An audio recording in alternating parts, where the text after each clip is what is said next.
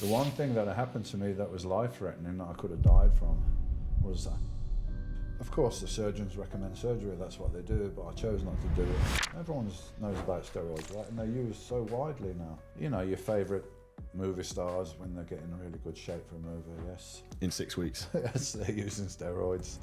I see a lot of bodybuilders who smoke a lot of weed now. What's your opinion in terms of that and the effects on bodybuilding, if it's negative, positive, or? You can't say legally, this thing cures cancer, but I can tell you I've seen people do it. So. Who's your favourite bodybuilder now in 2024 then? Well, I'd go for Chris Bumstead. Not impressive in the way that probably myself and like Ronnie and were very big and ripped. Very good proportions, no real weak body parts. Nice physique. Never been here before, so they will pick you up from the airport. So they pick me up in the airport in a limo, and there's fucking coke lined up in the limo, and then it's straight to fucking Frangarola to a whorehouse. So that's the first thing I saw of Marbella. That was it, coke and whores. And then, all right, let's have a look at the rest now then. Do you think that's changed much here over time? No, it's still here, isn't it? You know, I don't know, I don't go out to the clubs and everything, but I should imagine that's still here. It's a bit different. I think then it was a bit more, I don't know, it's a bit more like, a bit more exclusive, yeah. A bit more trendy, like you know, the top people. Yeah, the elite. Now, maybe they're going to Dubai or something, I don't know, but now it's like younger, cheaper crowd, I think, like, you know what I mean? Oh, it's ironic on the way here, they look like someone was having a police raid at their house. We drove down this road and there's 2 police cars, there's like 30 cops of like Guardia Civil, like outside someone's house. Oh yeah, they like to make a performance when they do something like that. Oh, it's like a show of force, right? Yeah. In terms of you and moving here, what do you think has been the biggest change for you personally in terms of the change in terms of lifestyle, maybe mindset, being in the sun, the better weather, better environment? All of that really. I mean, it's better weather, obviously. Coming from UK, it's much better weather. And that in itself is a healthier, more positive environment. And there's a lot of successful people here, if you like, to say that. You know, they've been successful wherever they live, and then choose to come here, which means there's a lot of successful people here, a lot of people you can network with, a lot of people you can learn from, maybe do business. Where I felt like, where I was, honestly, I just felt like people was jealous of me, you know, because you stand out. Here I don't really stand out, like, you know, just one of the many successful people here, so you don't get that feeling, you know. There's always somebody here that's whatever, more wealthy or something's ridiculous, you know what I mean? You're never going to be like... Top dog. Not that I want to be, you know, I just want to feel comfortable and live a healthy lifestyle. I'm sure that just living in this environment, I mean, you feel better, you feel happier, and you know, your mind and your mood has got a lot also to do with your health. It's all interconnected, yeah. So I think I live a healthier lifestyle here, mentally and physically, because of the sun. It makes a big difference. One thing I even noticed, even with the sun, so I moved from the UK to Dubai, and then what I realised a lot of time I was unhappy in Dubai because it's not really blue sky, it's like hazy. As soon as I come here, it's like crystals, like blue sky, like almost instantly feel better, happier, and just... Yeah, I'm not a big fan of Dubai. I never ever felt comfortable there. It seems to be very... It's just an illusion. Everything's false, and it's hyper materialism. You know, everyone is just... When I went there, it was very much, oh, you should meet this guy because he's like the richest guy and the top guy. And I'm like, I don't give a shit, mate. Like, I don't think like that. Yeah. If people are nice people, they're nice people. I don't judge people by their possessions, especially if it's just something they've been handed on a plate and they haven't earned. And there's, you know, there's the surface, and then there's the underbelly. So the surface of Dubai is all shiny and materialism and everything, but underneath that there's, you know, very badly treated and low-paid workers doing all the work there and everything. So there's an underbelly there. Reminds me of Vegas, but with much less fun. 100%. Dubai and Vegas. Dubai is. Someone asked me what's Dubai like. I said, "You've been in Vegas, right?" Like, yeah. So it's kind of like that, but just take all the fun out of it, right? You know. So yeah, not a big fan of that. I like nature, and there's nothing really natural there apart from the desert.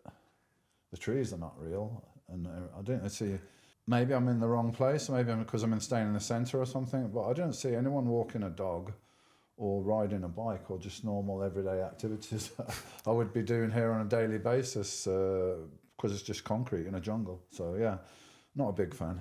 Yeah, I'd agree with that 100%. I think the buildings are fake, people are fake. Everything. People's tits are fake, arse and fake. you can feel it, you know, you can feel, at least I'm quite sensitive to things, energies and so on. So I feel it there, yeah. One of the things you mentioned was people in the UK felt envious of you. And I think that's very much ingrained in British culture. Yeah, I remember, I mean, it's probably goes back to the class structure, doesn't it? Like, you know, who do you think you are stepping above your station? It's very much it's still a bit ingrained in British society. I was trying to explain it when I was first in America. I was like, well, let's say if you've got a Rolls Royce or a Ferrari in America, people were like, wow, that's great, you got that car, and what do you do and how do you get it? Yeah. In England, they're very likely to go down the side of your car, like, who do you think you're having a better car than me? You know, remember your station kind of thing. I think it's a bit, it's a bit British, isn't it, really? 100%. Yeah. One of the things I think is most fascinating about you, Dorian, is the huge shift you had from bodybuilding then into yoga and like spirituality and doing ayahuasca and all these type of things. Was there one big thing that triggered that change? We had a realization you just woke up one day and you wanted to almost try and shift your identity a little bit? I don't think it was me thinking about shifting my identity. It was me going through a life crisis, if you like, a full life crisis and breakdown, depression after my bodybuilding career, because I really didn't know, well, I didn't actually know who I was, because I've been doing that since I was 21 years old, and I became the best at it. And I became Mr Olympia. So now you're also like the figurehead and the representative for a sport. So you feel in a certain way, you have to conduct yourself in a certain way because you're a rep and everything like that. And it was my life that I put everything into. And I very much, at that point anyway, not now, but very much then like a control person. I want to control all the aspects, and that's what appealed to bodybuilding about me, that I could do that, because I felt in my life like whoever was supposed to be looking after be responsible for me, my parents and stuff. I just felt they're shit. They're not doing a good job. I can't wait to be in control, and that was all my life. And bodybuilding, I could control it. I could control my diet.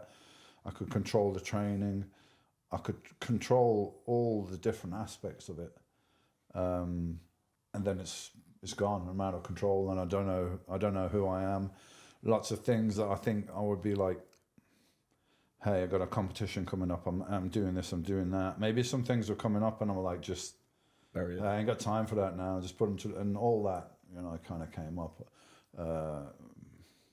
Problems I was having in my marriage that I wasn't really like looking into, because I don't have time for that now. I'm just in a tunnel vision. So when that tunnel's gone, and so everything fell apart basically, which is normally when people make a change. When you're comfortable and everything's going smooth and what have you, you don't really have a reason to change. So I think people that go through a spiritual change, it's normally some kind of crisis, like a bomb's dropped on your life, and you're like, okay, what is this all about? You start questioning everything and start questioning your beliefs and maybe things you haven't even thought about before. You don't have time for it. So that was it. That, you know, started me questioning everything. And then it was a slow process. At some point, I didn't really want to think too much, and I was just, well, I'm just going to have a good time. You know, all the things I couldn't do before, all that stuff, all the opportunities, I'm going to capitalize it and have fun. It's too much for me to think about all these questions right now. I think that's the process I went through, and then slowly coming back to it. And that's the thing. Who are you? Are you just a bodybuilder? Are you just Mr Olympia? Like, there's many things that you can be, but we get stuck in life. Or we get comfortable. Comfort's a killer. You know, you don't do much when you're comfortable. You don't have a reason to. You're comfortable. Why are you going to change it? So yeah, sometimes you have to be uncomfortable, and I've been through that journey, and it's about identity. And I think a lot of people get stuck with an identity very easy because I'm a bodybuilder and I was the best at what I'm doing. Well, it's quite easy for me to carry that identity all my life, and I'll be respected in that genre, in that area, and everything like that. But I wanted to experience more in life, and kind of took people on that journey. And as far as like changing the training and the diet and everything like that, of course, I was doing bodybuilding training as I could because I had injury with my shoulder, bicep, tricep injury, so kind of restricted what I could do in the gym. But anyway, I was doing it because that's what I know what to do. And then at some point I went for a health checkup, and I was about, I think it was about 18 and a half stone, you know, fairly decent shape, and just doing what I'm doing and eating the same way as a bodybuilder would do. And my blood pressure was high. It'd been a bit high when I was competing, obviously when the body weight was up high and everything, and I didn't medicate it just because I wasn't, hey, nobody really knows what they're doing. I had a doctor just checking my bloods, but he said your blood pressure's high, don't do this for too long, but he didn't suggest medicating, which might have been the answer. Anyway, it was again getting high, and I said, look, what I'm doing right now is what I used to do and used to serve me because it was a profession, but maybe it's not serving me now, and I'm going to change my diet and I'm going to lose weight. And I went on a plant-based diet, low protein, don't give a shit, losing muscle, I'm losing weight. But it was very strange. I spent my whole life building muscle, and now I'm actively losing it for health reasons. But it was also like to question my ego. Who am I if I'm not the big guy, you know? Because it's like a suit of armor, and people maybe treat you or view you in a different way because you're this big guy. I said, like, I'm a big guy anyway. I'm powerful, I'm strong myself.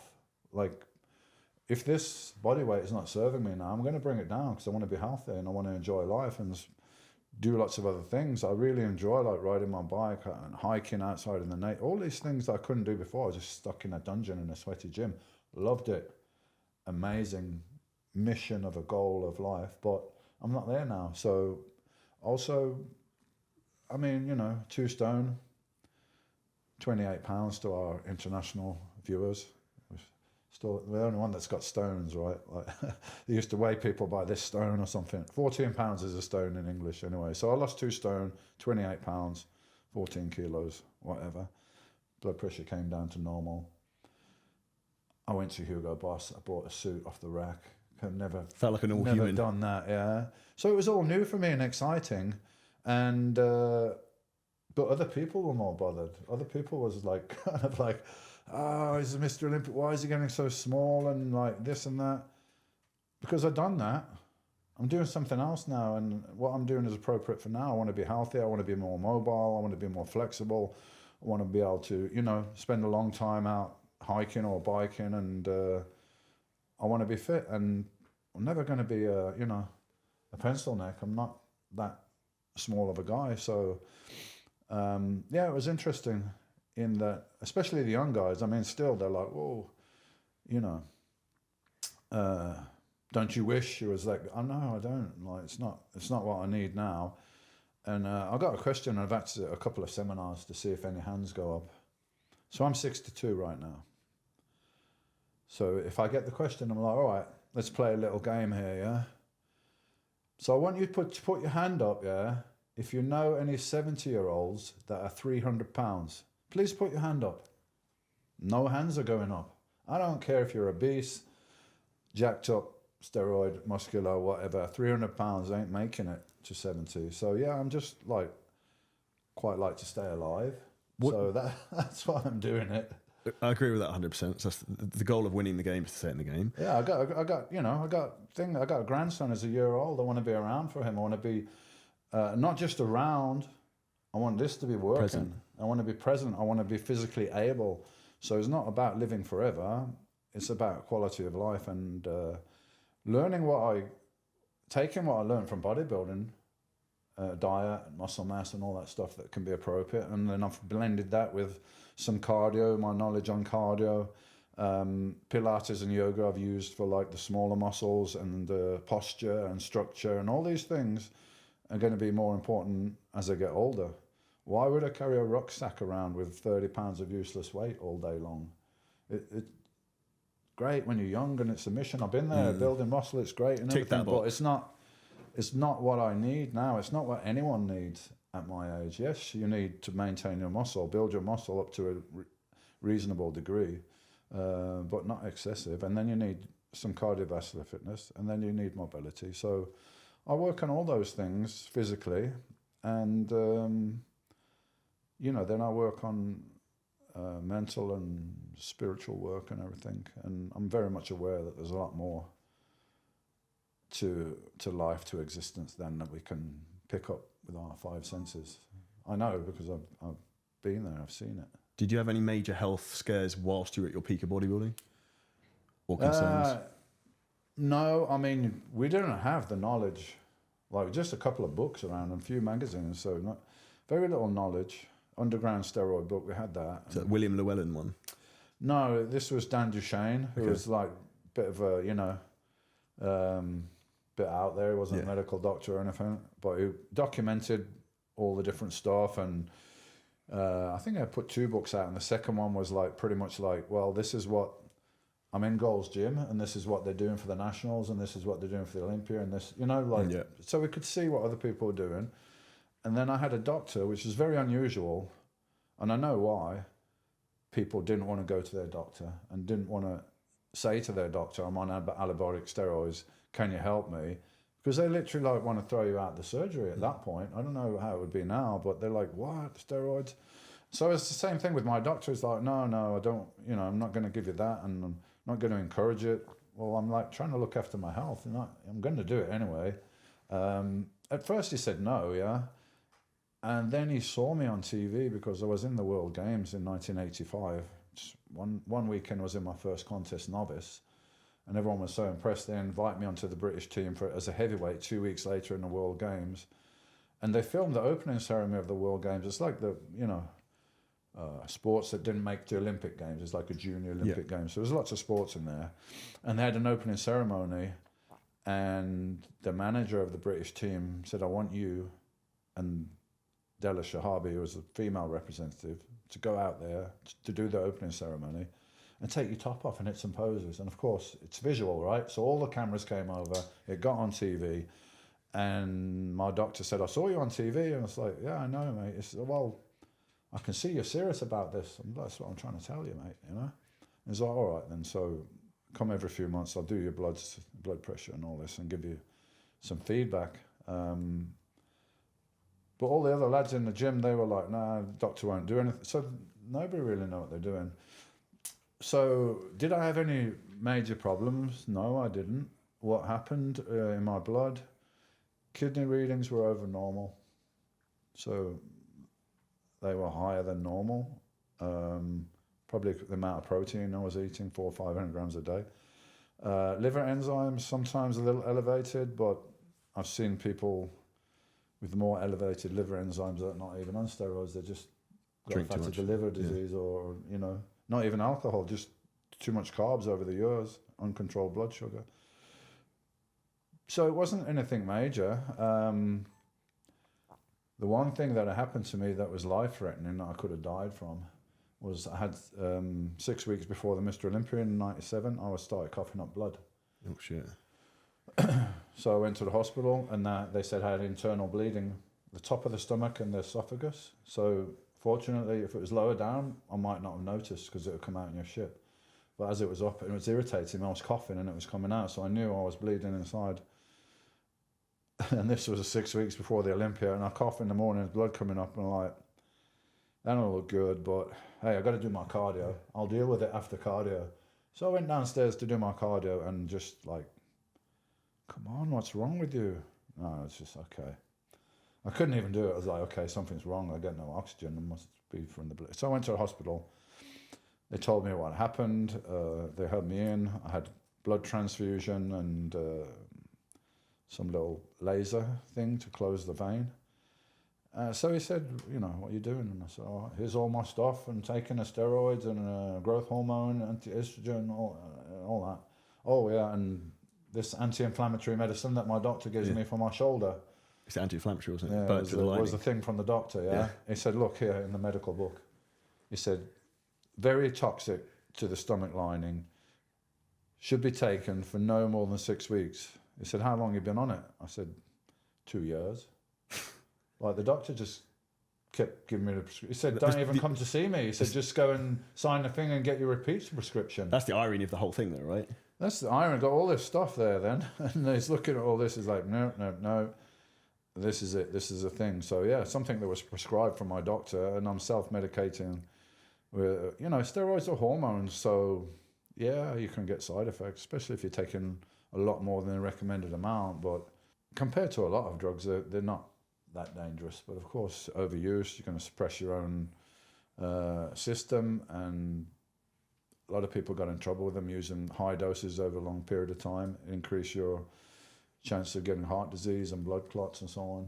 So I just tell people, like, if you're going to do it, like, you know, make sure that you're monitoring things. So at least if something is not right, you have the free, you know, and you can do something about it. But I got the feeling, at least back then, it was difficult to get monitored, and it's a little bit of, well, what I'm going to do anyway. I'd rather not know, because I just want to do the thing you want to do anyway. I don't want to be like, totally can't do it. You know, messed up in the head. I'd rather just get on with it. So, but yeah, it makes sense to know what's going on and find out as much as you can if you're thinking about it. Like, you know. Do you think the transparency with steroids and performance enhancing drugs now is actually of a better service to people, that people aren't just recklessly taking shit? Oh yeah, I mean, there's so much more advice you can get now with the internet, and doctors that kind of specialize in this. Even in the UK, you've got specialist doctors for hormones. We didn't have any of that, yeah. So, but it's totally different landscape now with the PEDs. It's like household stuff, right? Everyone knows, like, girls are on, I'm just on a bit of VAR. You mean Anavar, Oxandrolone? We're in this like femtest thing now. They take microdose amounts of testosterone. Yeah, well, which is a slippery slope.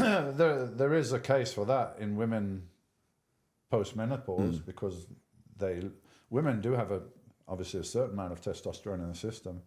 So there is a case for supplementing that along with estrogen and so on with menopausal women to have a better quality of life. But when you're younger, it's a different story, right? It's just, I think it's just a cosmetic thing now, especially for a lot of guys, right? They want the look, and it's a quicker route to do it. Whereas before it was more like, well, I want to do a competition, or you know, there's powerlifters in the gym doing powerlifting competitions. So it was more like the serious guys that were doing competitions, bodybuilding or powerlifting, bit of an inner circle thing. But now it's everyone knows about steroids, right? And they're used so widely now. You know, your favorite movie stars, when they're getting in really good shape for a movie, yes. In 6 weeks. Yes, they're using steroids.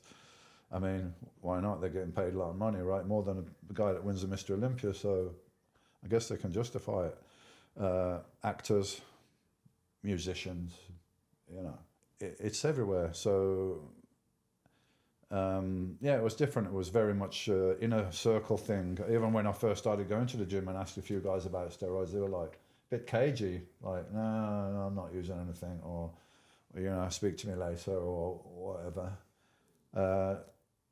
So now you got more information on everything, steroids including, you've got the internet, some more information, which should be good, right? Sometimes it's not good, because you don't only have good information, you've got to sift through it and get rid of the bullshit information. So listen to somebody that's qualified, at least, to talk about what they're talking about.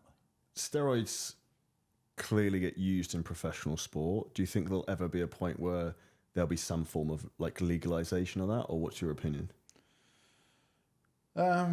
It makes sense, because it's just a farce, right? What's happening? They just cover it up. It's just a farce. Like, everyone's using it, man. I mean, and athletes are driven to be better, and whatever they can do to be better, they'll do it. And let's be honest as well, it's not just the athletes, it's the viewing public.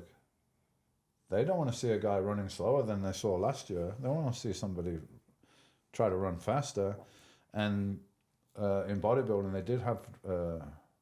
they had diuretic testing when I was competing a few years, because the guys, a couple of guys died from using diuretics. Very dangerous immediately. I mean, steroids, we could argue, are somewhat stressful on your system in high doses over many years, could cause a problem, but diuretic could be, you could take it today and you could have a heart attack today. So it was good they had that in a way. They don't do that anymore, I don't think. But in 1990 was the only year, because Ben Weider had this dream that bodybuilding would get in the Olympics. I mean, anyone rational would know that that's never going to happen, because it's too much associated with drug use. The Olympics already got too many sports. They're not looking to bring something in that's going to bring more attention to drug use in sports. So that was never going to happen. But as they did want it to happen, they tested the Mr Olympia for a steroid, 1990. So if you guys that are listening, you go online and you look at Mr Olympia in 1989, and have a look at the guys, and then have a look at 1990.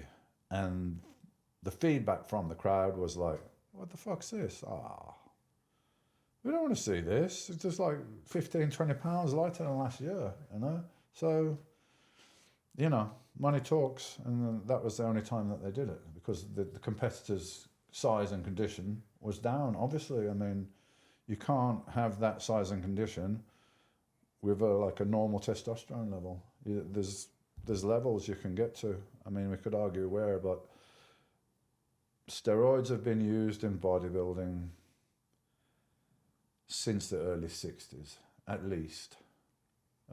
Larry Scott's the first Mr Olympia, 1965. Yeah. He's on record saying he was using Dynabol, as is Bill Pearl, Arnold, all those guys were using D-bol back in late 60s, probably early 60s. So we'd have to go back to like possibly Steve Reeves or somebody like that. I mean, you know, that's probably like maybe a bit better now, because we've got maybe a bit more knowledge on training and nutrition and supplements. So we could probably push that a little bit further forward. But I don't know. I was thinking the other day, like I competed at 260, 265, shredded. What would have I competed at if I never took steroids? What do you think you would have competed at if you competed naturally? If I never took steroids? Well, I was 210, 215 in my first contest. And I just started like a couple of months before, very low doses. So if I had more time, I'm sure I could achieve that. Having a wild guess here, maybe 40 pounds lighter. Maybe like 215, 220. Yeah. I think, well, you know, you get to a point where, you know, you put stress on your body, it reacts.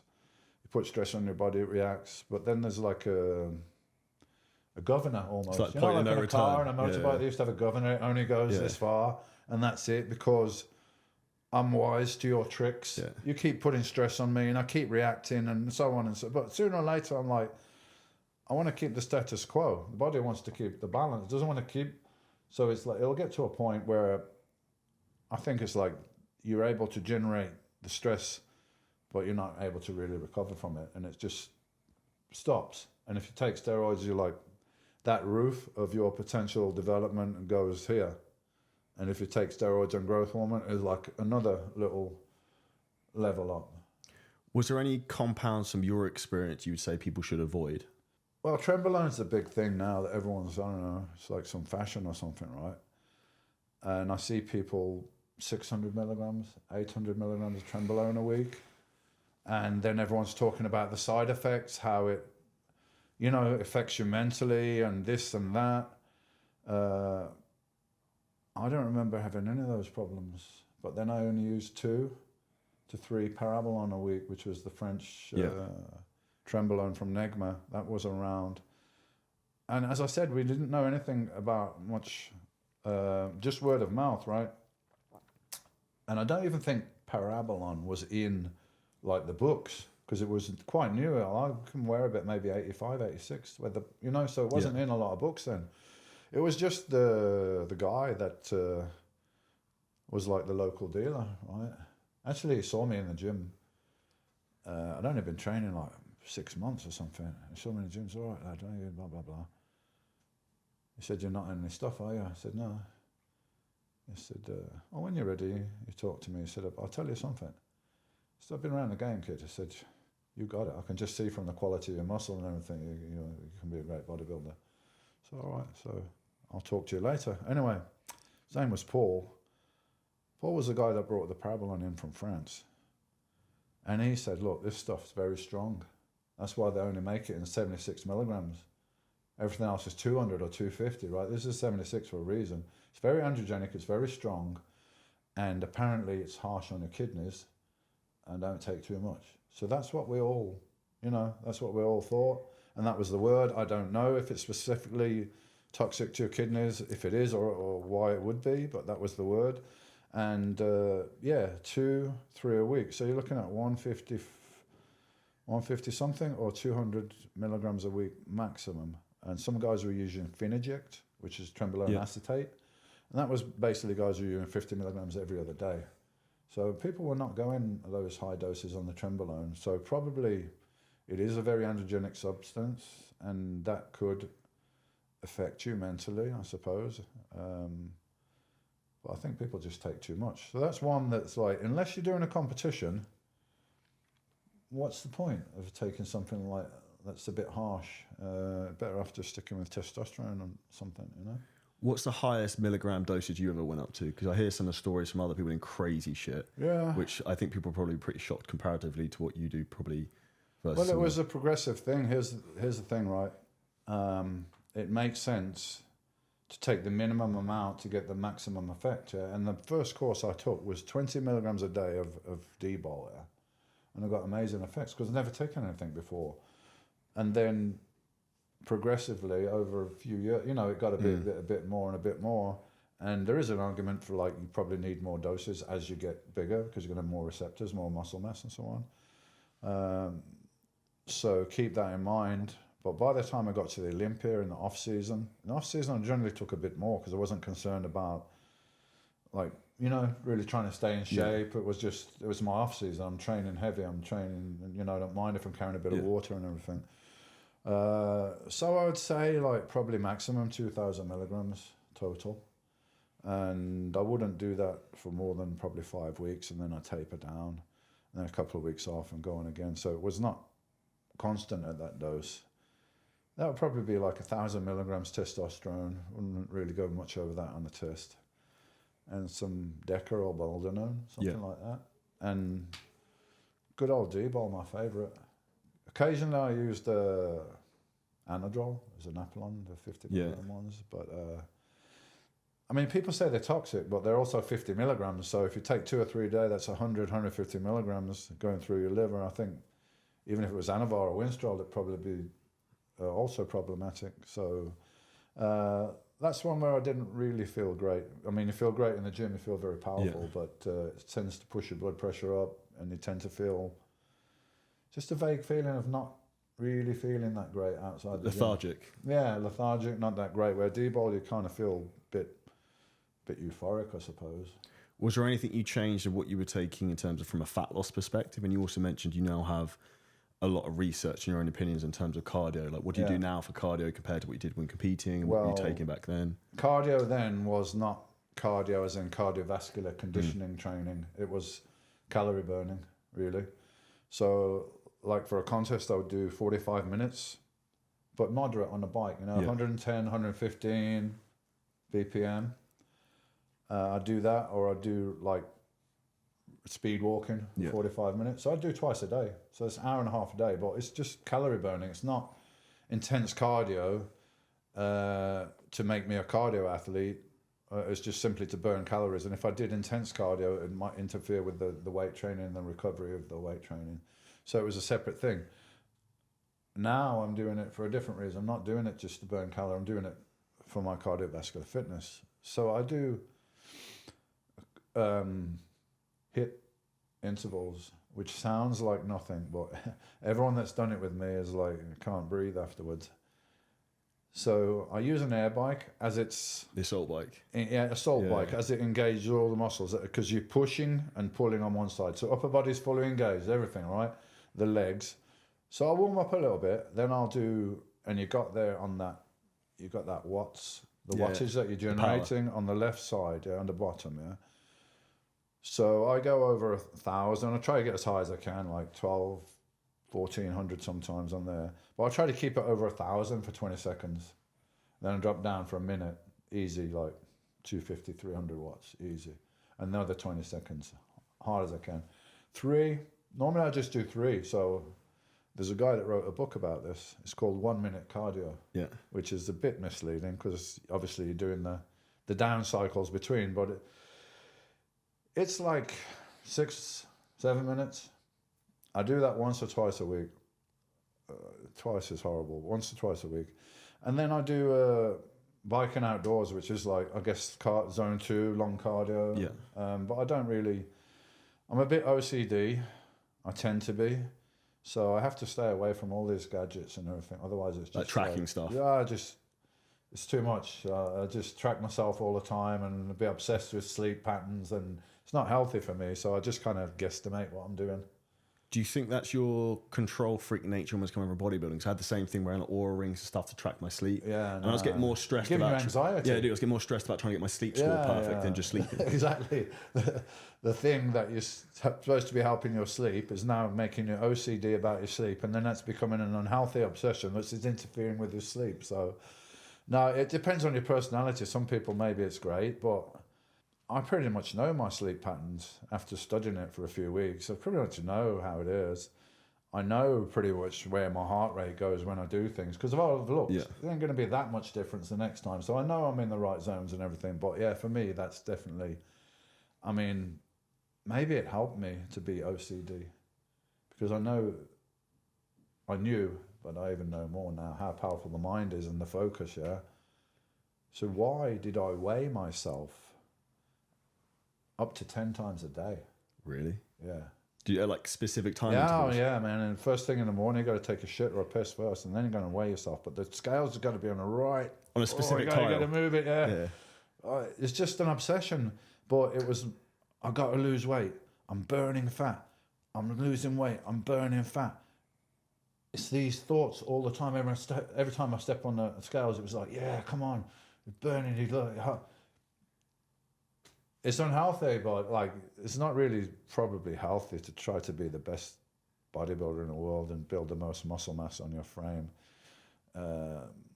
as possible and be as lean as possible. It's not a normal thing to do, so probably it takes somebody with a bit of an abnormal approach sometimes. Did you find it challenging coming out of bodybuilding, maybe going to other business ventures where it's easier to be a control freak in bodybuilding because you control everything, but in business it's hard? I mean, I never really had stress in bodybuilding. Only my self-imposed stress of training on a restricted diet and starving and being tired and all that. But that was my choice to do that, and that was the way I got in shape. But business, man, that's a whole different nightmare. So many things to deal with, so many people, so many factors which you can't control. My business is in a really good place now, working with great people, but it's 25 years I've been in business, so lots of ups and downs, and just training for contests was much more straightforward in a way. And I only had myself to really deal with, and all the things which I could control until, I got an injury, which I couldn't control that, and how my body responded to that. But most of it was in my control, where, in business, there's other people that, suppliers supposed to be on time and they're not on time, and all these type of different stresses to deal with. But it took me time to build a really good team around me so that I can just focus on new developments and promotions and stuff like that, and know that everything else is ticking along. You mentioned you've been in business for 25 years. What's the big lesson you would tell Dorian 25 years ago? Keep your eye on everything. Keep your eye on everything, and watch everything and learn everything. Don't let other people do everything and have everything in their hands, and you don't have control and you don't have knowledge of your business. And it is difficult, because I didn't grow up wanting to be a businessman oh, wow, I really want to be a businessman. No, that's boring. That's shitty. I don't want to do that. I did my passion. Business is not my passion. It's more like a necessity. But I learned that from other people that I worked with that were good. I noticed what they did. They delegated out a lot of stuff. Like I've worked with people that weren't really good at anything, but they build a successful business because they get people that are good at certain things. And I spent my whole life studying bodybuilding and nutrition and training. I don't have time to learn, you know, something to that extent. That took me 25 years of my life to be really good at that. So I don't have time to learn to be really good at other stuff, but you can build a team around you with people that are very, you know, a guy that's very good at social media. Well, I don't know nothing about social media. I don't want to know about it. So I need a guy for that. I need a guy that's managing finance. It's not my expertise, but this guy is trained for that. So that's the position I'm in now. It took a long time. It was just me and a few people that started D1 Nutrition. Did you find that obviously you've had a huge amount of star power through your career with the success you've had in bodybuilding, that maybe those periods in business people were trying to take advantage of you in that respect, or maybe you had some naivety to it? 100%, because they know that your mind's not on it. You're not focused on it. You want to earn an income and everything, but you're an athlete, and it happens to so many athletes because, or even musicians. I love music, and I know a lot of musicians that end up with not very much because they're musicians. They want to play music. That's their art, and they want to be involved in this. And they're really interested in their finance until they wake up one day, they don't have anything. Then they're interested. But there's a problem to solve, Yeah, then they're interested, but it's not our passion, you know. We're athletes, so it's easy for people to take advantage of if you're not careful. Quick interjection into the podcast. I hope you're enjoying the podcast with Dorian Yates. If you haven't already, smash the like button. If you're an online coach or aspiring fitness professional and you want to have time freedom, location freedom, and financial freedom, I'd like to invite you to book in a free call to find out exactly how we can help you achieve those three things with 7-Figure Scaling Systems, which is the #1 business helping fitness professionals scale online. So you hit the link below this video to book in the free call now to find out how we can help you. Now back to the episode. In terms of coming to your passion of training, looking back now on your career, what would you have changed in terms of maybe to extend the career, maybe not have any injuries, or is there anything maybe with the information we have now that you would change? Yeah, well, I would rather phrase it as, we were talking before, I'd rather phrase it as what did I learn that I could pass on, because maybe the injuries were meant to happen and that all happened sequentially for a reason. Sequentially, like I had to change my way of thinking. I had to learn a lot more about the world and about spirituality and different things, and that maybe had to happen. But I do remember getting ready for 97 when I got injured. Before I got injured, something was missing.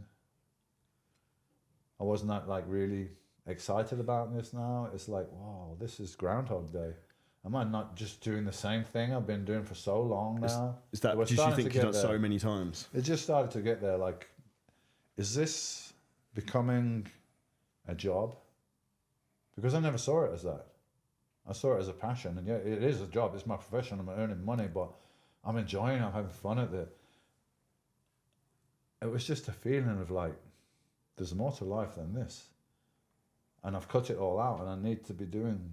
It was just that feeling. But before I even had the injury, and then the injury, of course, came along and like, decision made for you.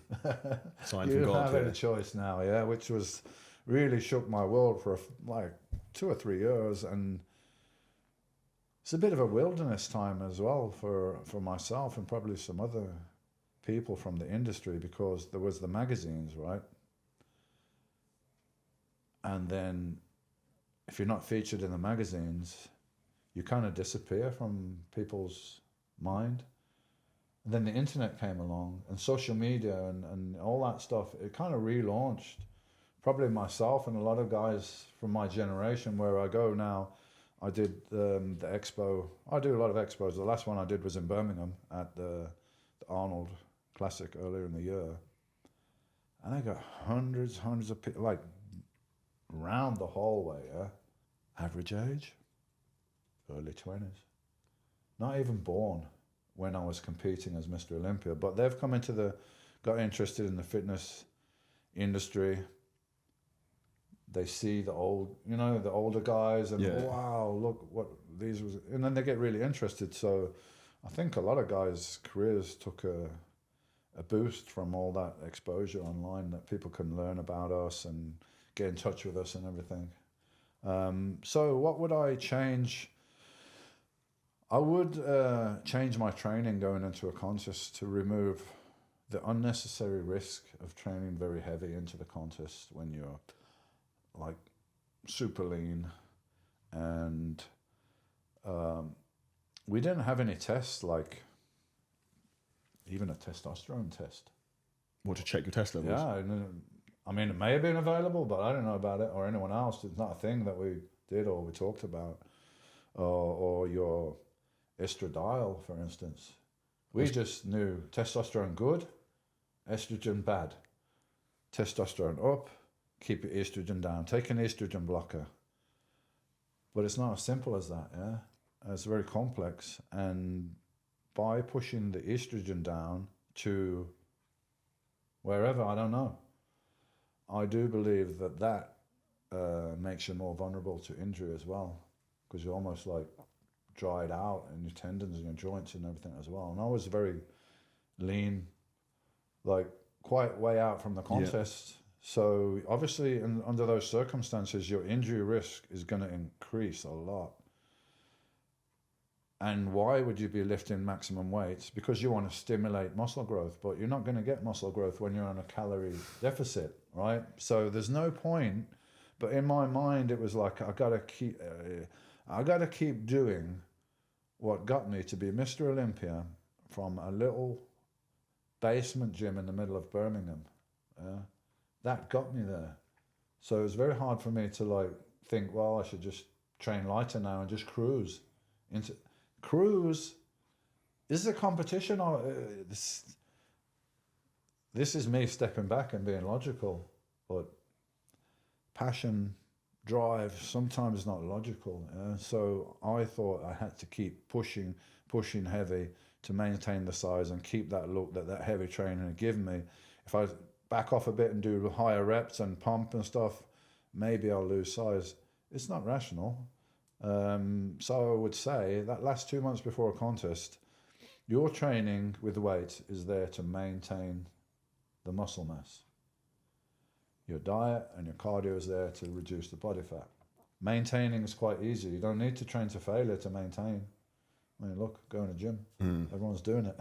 Everyone's doing a good job of maintaining. Mainly. So yeah, that would be my advice. Be cautious going into a contest when you're getting very lean. And check if you're taking anti-estrogens, check that it's not bringing it down too low, because low estrogen is also not good. You have more tendency to have thrombosis. Estrogen is protective on your blood vessels in your brain, so it's not good to push it down all the time. And that could have been one of the factors, along with the unnecessarily heavy weights going in that last 6 weeks, that contributed to the injury. So, just learn from what I did. I don't believe in regrets, so that whatever happened to me happened. But if you don't want it to happen to you, then maybe I'm being helpful by letting you know. Heed some advice. Yeah. If you could only do 10 exercises to train your entire body to build the best physique, what 10 exercises would you do? 10 exercises. All right. So let's start with legs, yeah? 10. All right. Leg extensions and or squat, leg press. Okay. Whatever. Barbell, Smith machine, squat machine, leg press, compound, pushing, yeah? As I'm limited with exercises, let's leave it there for the legs, because your hamstrings would be involved in that pressing movement. You would ideally need one, but maybe we've got room. There's 2. Back. Well, if you could choose what you want, I would do Nautilus pullover. And, it's going to be a toss-up between a row and a pull-down for the second one. Okay. Let's go pull-down for argument's sake. What's that, 4? Yes, 4. 4. Some kind of bench press movement and a fly movement. That's 6. Yeah. something for shoulders, but we've already done pressing. So laterals, Dumbbell or cable? dumbbells. Okay. Why? More natural plane of movement. What's that, 7? That's 8, I think. Or 7. 7? Calf raises, standing, 8. Some kind of curl, take your pick. Concentration curl. Tricep push down. Like on a cable push down? Yeah. Yeah. Because it's kind of like hit the whole tricep and it's fairly safe for the elbow and so on. So, and here's the thing, I really believe this, for the average person. If they did those 10 exercises twice a week and each exercise, the last set was to failure, for the average person, that would be a brilliant routine. And what's the number one thing I hear? Okay, people are lazy and they got excuses, but normally the excuse is, I don't have time. And I say to people, if you had 40 minutes, 45 minutes, twice a week, and you did like the cardio thing that I told you about, that's your cardio. Yeah, so what, right? 6-7 minutes or something? Yeah. So in this book, 1 minute cardio, which isn't 1 minute, let's say it's 7 minutes, they compare the changes in VO2 max between that and the 45 minutes regular cardio bike or whatever. It's getting the same results. So do you want to spend 45 minutes or do you want to spend 5 or 6 minutes to get the same result? So if they did that as a cardio and a warm-up, right, you're warmed up with everything. Now you do 1, maybe 2 maximum warm-up sets on each exercise and 1 set to failure. So 2 or 3 sets on each exercise. You would cover your whole body. You wouldn't overtrain, and it would be enough stimulus to grow muscle mass. You wouldn't win bodybuilding contests because you need to do more.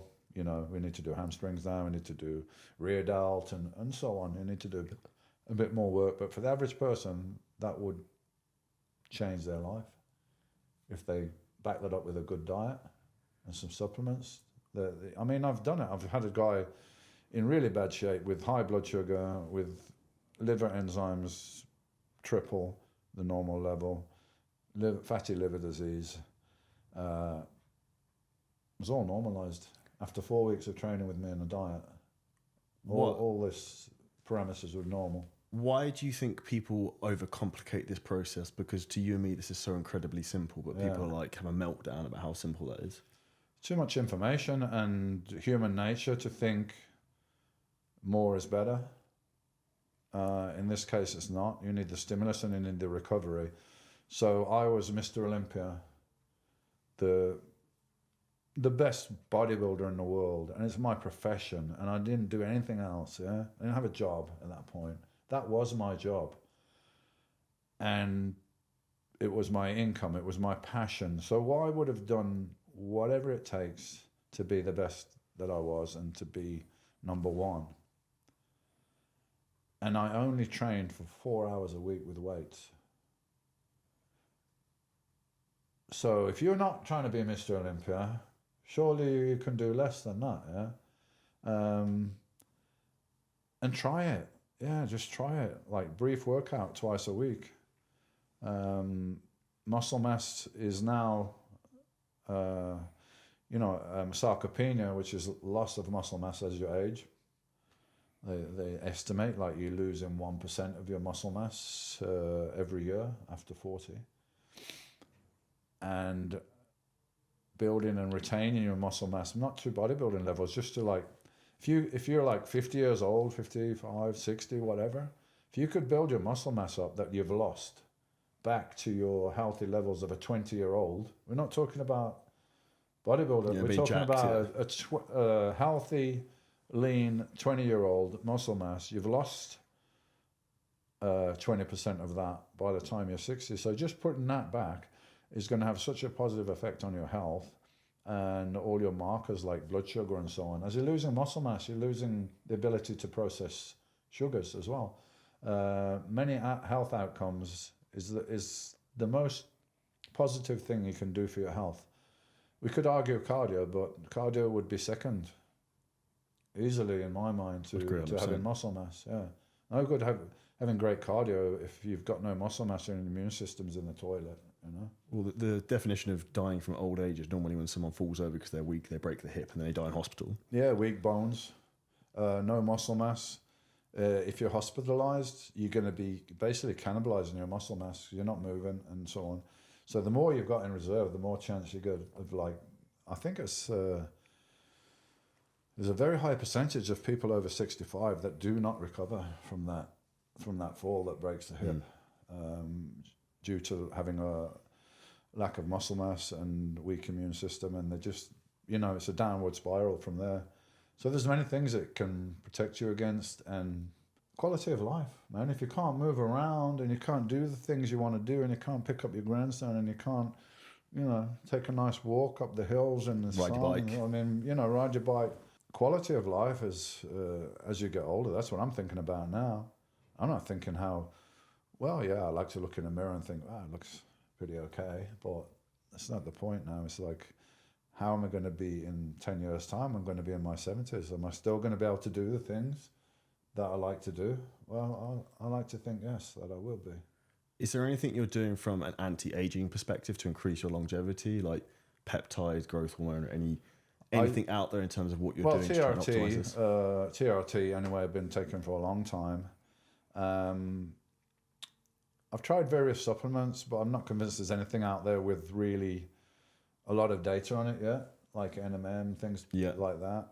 I take supplements for general health and anti-aging, but specifically for anti-aging, I just started on a low dose of growth hormone about, I was going to ask you about that. 5 months ago, because my own IGF level was very low. So I've kind of done the same thing there as I did with the testosterone, put it in the normal range. What qualifies as a low dose that you're taking? Like 2-3 1.5, okay, 1.6, 2 IUs max. Are you taking that before bed or when you get up? Before bed, I find it, I sleep better. Matches your natural rhythm. Kind of a lot of problems with sleep over the years, which was also down to OCD. I became so obsessed with it that it became unhealthy, and it, you know. You're thinking about sleep, so you can't sleep. Yeah, I used to be obsessed, man. I used to have double glazing. I used to have blackout curtains, like earplugs.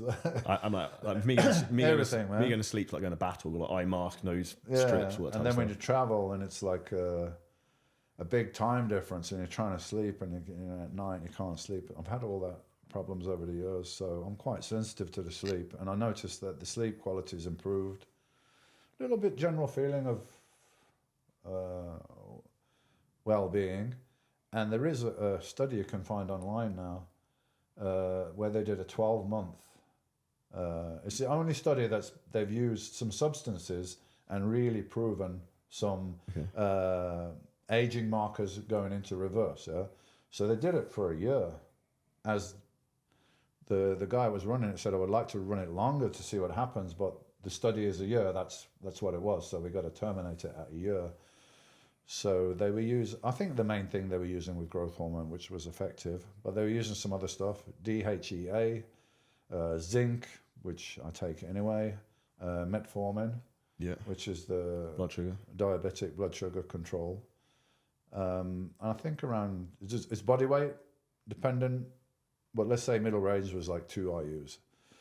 So what did they find over 12 months using aging markers? I don't know I'm not quite sure which markers they're using, maybe a telomere length or something. Yeah. But they said in 12 months, the aging markers had reversed by 6 years. 6 years in 12 months. And then they stopped the therapy and tested the group again after 6 months of not using anything. So they said their aging markers had aged again, but at 6 months after the year experiment, they were still 4 years behind. So that's what the guy said. I'd like to run this for a few years and see what happens. And then there's another 11-year study on using growth hormone to see if it increased the incidence of cancer, as it's a growth promoter. That was always the fear. Scare, But there was nothing. They didn't find any increased cancer incidence in the group that was using it over 11 years. So,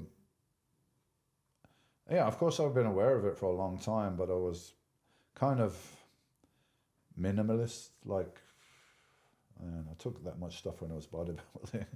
I just want to, just forget about that. Just take my testosterone and that's it. But yeah, I'm working with that now, and I definitely feel a difference after 6 months.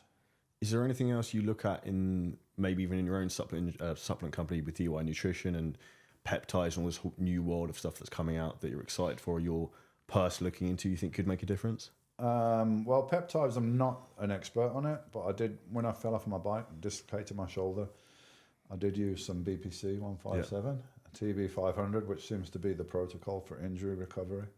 Of course, the surgeons recommend surgery, that's what they do, but I chose not to do it and just started moving it and doing band work, and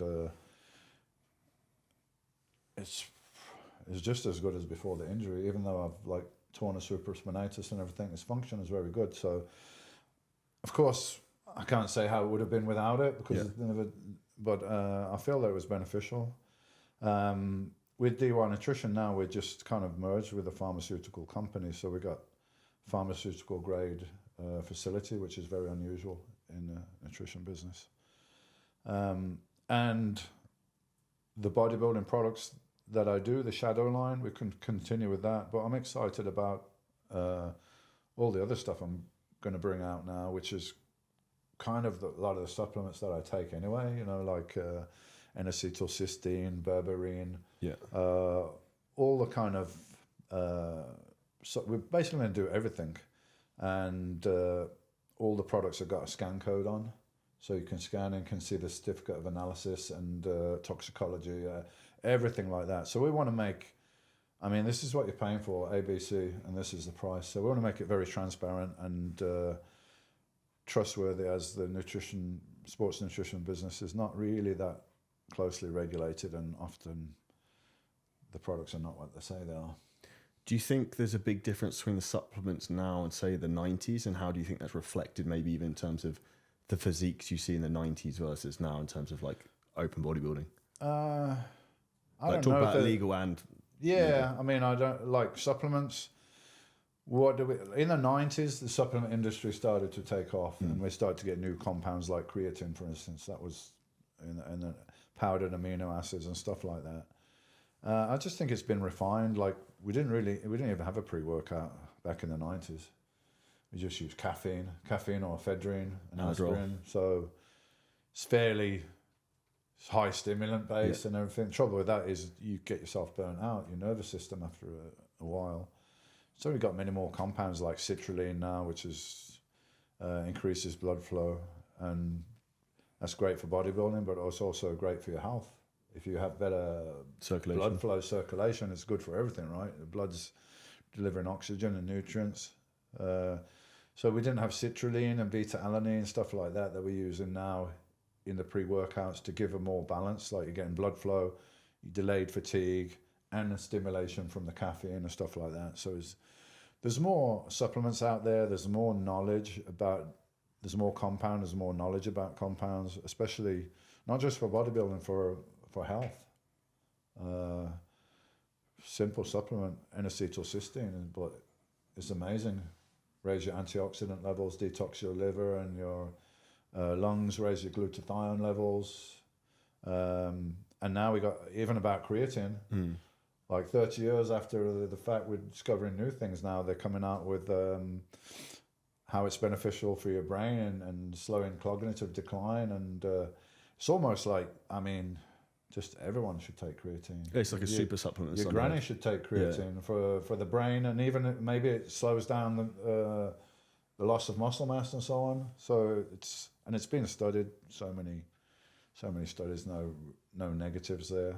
People still ask me like, one guy was asking me, does it damage your liver or kidneys or something? I'm like, where do you hear that? I don't know, but I heard it. I said, well, it's not correct. Do a bit more research, man.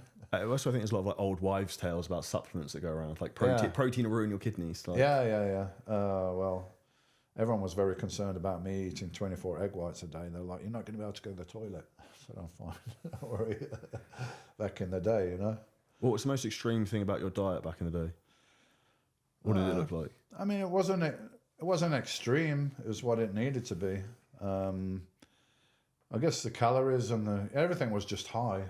It went up progressively over the years with my body weight. So 6.5 to 7,000 calories a day I was at my heaviest. So that's a lot of calories, and especially I was not eating really. I was not down in junk food or anything to get that. It was oats and rice and, you know, all the bodybuilding food. Probably 450 grams of protein a day. A lot of carbs, obviously. Nearly 1,000 grams of carbs a day, I guess, at that point. I'm probably 150 grams now, so big difference. Was there anything you did from a digestive point of view not to get issues like that? Like, what was your morning routine like, for example? Was there anything specific you did? No, not at that point. I mean, the morning was either cardio if I was in contest phase or eating if I wasn't, you know. Eating takes up half your day as a professional bodybuilder, and that's a big relief not to have that, like, just, you know, it's very restrictive. Like, you can't go anywhere unless you carry your food, and it's just always with you, you know, your mind doesn't get a rest. Now I eat twice a day, and it's great. Well, I haven't eaten anything yet. I feel fine, you know, so constant eating and constant spiking of your blood sugar is not the best thing. I did a podcast, if anyone wants to watch it. It's on D1 Nutrition with Russ Scala, who's the medical expert from the States, and we were discussing there, like, why bodybuilders get heart disease, and he was saying, well, it's not just bodybuilders, it's endurance athletes and triathletes and everything. And what do they have in common?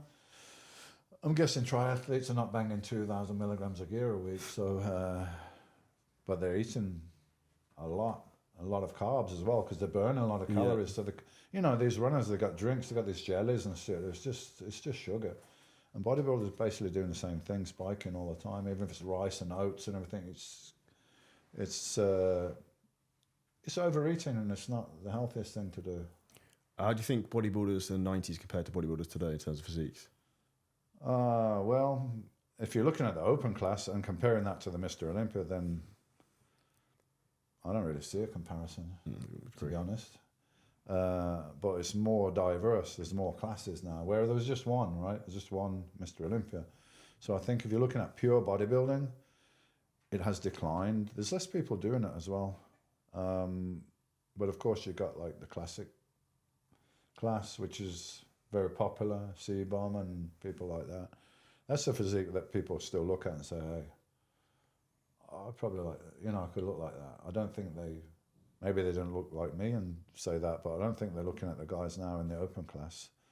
I got to be honest, I went to the Mr Olympia, not last year because I was there, but I didn't go.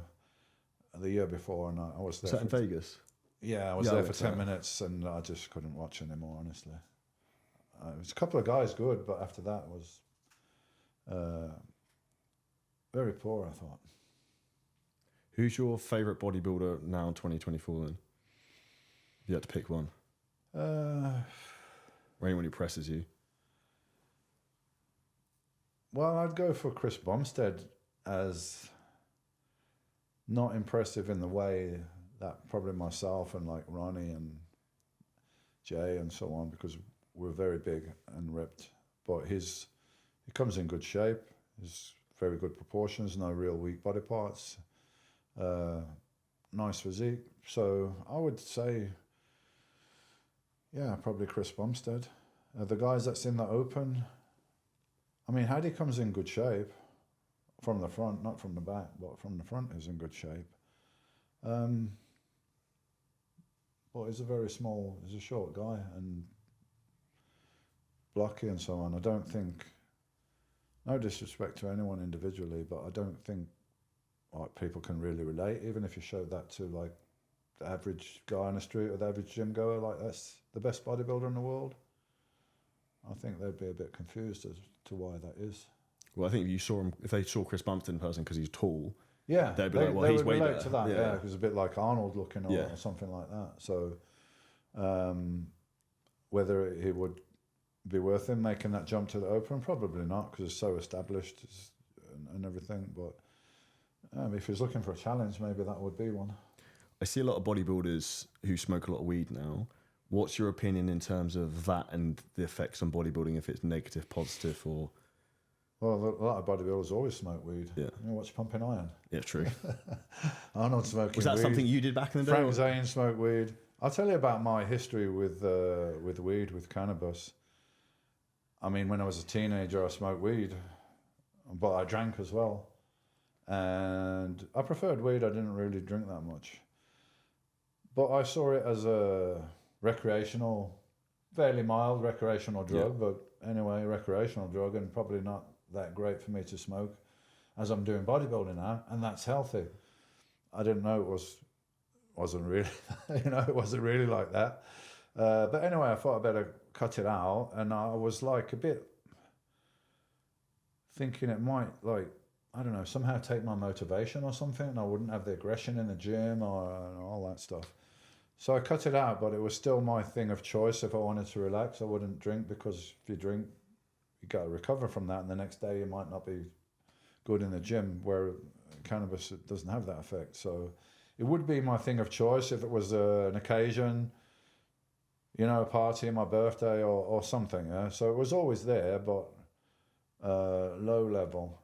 And then when I finished bodybuilding and had this, crisis, and started reading and looking into things, and I started picking up information on cannabis, which was like, wow, this is shocking even to me, like even to somebody that's been exposed to it. I know it had health benefits because a couple of my friends were like second generation Jamaicans, so their old men was like come from Jamaica, right? Yeah.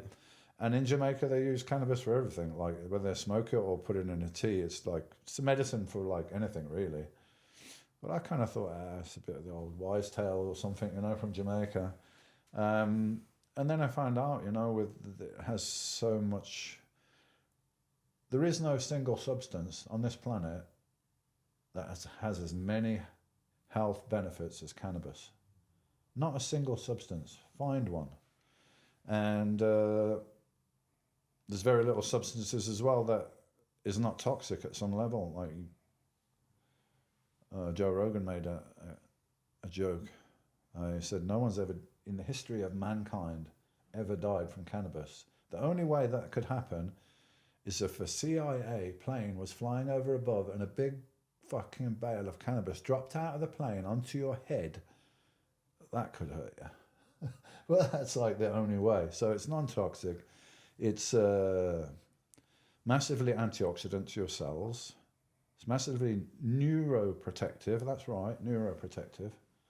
Yeah, you can find all this if you want to find it for yourself. I mean, there was a survey being done with professional athletes, NBA, NHL, NFL. Around 80% of those professional athletes use cannabis on a daily basis because it helps them to recover. It helps them to focus for their training and for the game. So, yeah, that's probably something I would do if I did it again. I would use less stimulants, and I would smoke weed before training because you don't have that crazy aggression, but you have super focus, and you almost become like the muscle, what you're doing. I mean, I could do that anyway. I had super focus, but it would have been interesting to try. I use it now if I train. I do cardio, and I find it amazing. The athletes you're referring to, are they all smoking weed, or are they taking it in a different way? Either way, but most of them are smoking blunts, which is, I don't smoke, it's the cigar paper that they smoke it in America. A lot of players saying I'll smoke 2 blunts before I do a game, before I go out and play. It's all there, guys. It's not a Dorianism. I'm not making this stuff up. You can Google it. You can Google patent on cannabis or patent on cannabinoids, and you see that the U.S. Department of the U.S. government has patented cannabis for antioxidant and neuroprotective qualities, while at the same time saying that it's not good for you. The cannabis now, because it's been crossbred, it's not genetically modified or anything, it's just cross-pollination, is a lot higher in THC than it was naturally. So now it's about 25% THC, whereas originally growing from the ground in Jamaica or India or whatever, it's probably like 8%. So it's like 3 times, let's say, stronger in THC. And the CBD, which is like the more calming, that's a bit down, yeah? So people can get anxiety and so on from doing it, from the high THC. But there's so many different strains out there now of different, you know, you have strains which are just CBD. You know, there's a lot of different strains out there. So it's about finding what's right for you, or, you know, it just might not be right for you. We were talking before, I said my wife doesn't smoke. Everyone's like, oh, Gal must smoke. It's like, nah. It's not for her, she don't like it, you know. She'd rather have a couple of shots of tequila and she's better off with that. So, you know, horses for courses. And I've grown up around it, as I said. There's nobody in my family that doesn't smoke weed. Like my kids, my brothers-in-law, my ex-wife. Like, it's always kind of been part of the culture that I was exposed to. So, and now I know so much more about it. And now I've personally witnessed people using the extract, which they call Rick Simpson oil, because he was the first guy to kind of publicize it, using it to kill cancer. Yeah, you're not supposed to say that. You can't say legally, this thing cures cancer. Well, I can tell you, I've seen people do it. So why do you think that why do you think marijuana is still illegal in a lot of countries, say for example places in the Middle East? Yeah. B, why do you think that they clearly have the answers to some of these medical problems out there, like cancer, but they're like suppressing them? As soon as someone comes out saying they've got the solution for it, it's like they almost go missing. I don't know, we'd have to Google and see how much profit is made annually by chemotherapy, but I'd guess it's maybe in the billions. So what pisses me off is that there's a whole industry that plays off people's emotions and their sympathy. Like Cancer Research UK and all these, donate money because we're making you feel emotional that people die from cancer and you need to help them. I would love to help them, but it's not helping them by me giving money to an organization like that. It's got no interest in curing cancer, especially when they're on all salaries and so on. So all this money that's been raised over the last 30, 40 years, how come we're still doing the same barbaric treatment for cancer? Burn it, poison it, or cut it out. There's better alternatives out there. You should look into it. I mean, do your research and go online and find people. There was one judge that was online. He used cannabis oil to cure his cancer. And he was in tears because he said, I sent so many people to jail for cannabis when I was a judge. And yet I've used it now to cure my own cancer. And I feel devastated that I put people in jail for selling a plant that grows from the ground and has many amazing health benefits, as he found out for himself. And people are in jail for that. It's crazy. And why? Well, it's legal now in many states in the USA. It's legal in Germany. In Spain, it's not legal yet, but it's legal to smoke in your own home or a private club that we have. So it's like 1 foot in, 1 foot out. UK is not legal, but the police refuse mostly to arrest anyone for just consuming cannabis or smoking on the street. So we're like halfway there, 1 foot, 1 out. You know, when I first went to America, I had to go and see a doctor, have a consultation, and then you take your picture and they give you like a card with like a driving license with your picture on, and you can go to clubs and you can purchase cannabis because you're a medical patient now. But, you know, it's nonsense, and slowly it got easier to get that, and then, okay, right, it's totally legal now. So it's just a matter of time before that happens. And, you know, people are self-medicating, and the states in America where they've legalized it, the sale of opioids and the use of opioids has gone right down because people are using, instead of a synthetic drug, they're choosing to use a natural plant. Does it have some side effects? Yeah, even though it's a plant, yeah, it's going to have some side effects for some people. Maybe it's not suitable for a young developing brain, especially high in THC. So nothing's 100% great, but there's many things you can buy in a pharmacy and that could kill you. Look at your anti-inflammatory thing you got prescribed from a doctor. Anti-inflammatory, I mean, you could buy please don't do it, but you could buy a bottle of aspirin and swallow them all, couldn't you, and burn a hole through your stomach and die. I know 2 people that have lost their kidneys, 2 bodybuilders. Oh, what is this with bodybuilders and the kidneys? Nurofen. Really? Ibuprofen. Yeah, my friend lost both of his kidneys. I'm like, what the hell were you doing? It's just, I was taking ibuprofen now because I had joint pains, and you can buy it over the counter. I was whacking them in every day like the Smarties. And another guy as well from anti-inflammatories and painkillers. So death by doctor, man, it's like number 3rd after cancer and heart disease, I think. It's the number 3 cause of death. Well, I think in the US, I don't know if it's 2nd or 3rd, the cause of medical death in the US is medical negligence. Yeah, that's There's it. Someone fucking up and making a mistake. Death by doctor, that's basically what it is, yeah. So in America as well, it's funny because they have this from the pharmacies, little orange bottles. And everyone's house you go to, they're just like stacked up with these orange bottles. It's like, oh, it's okay, because it's from the doctor, right? You know, but hopefully, I mean, doctors, they're limited in what they can do, right?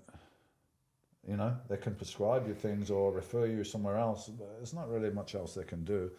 And let's say you're an oncologist that treats cancer, you would lose your job if you didn't follow the recommended advice and follow the script, which is just about money. I mean, it's horrible, really.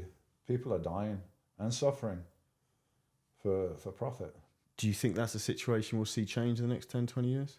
Absolutely. Everything's changing right now. There's a big change, there's a big shift in energy and consciousness that's happening now. And it's like there's been moves on a chessboard. And the big move on a chessboard was the, fake pandemic. The flu. And the deadly vaccine that's not a vaccine. But even the guy who basically Fauci basically made the whole thing up. Nothing's happened to him. If you really want to know about it, you should read the book, The Real Anthony Fauci by Robert Kennedy Jr. Shocking, man. I don't know how these people are not in jail and how they're still in their positions. Total corruption. An interesting section in there on general vaccines. These new ones are not good, but the old ones, they were great, right? No.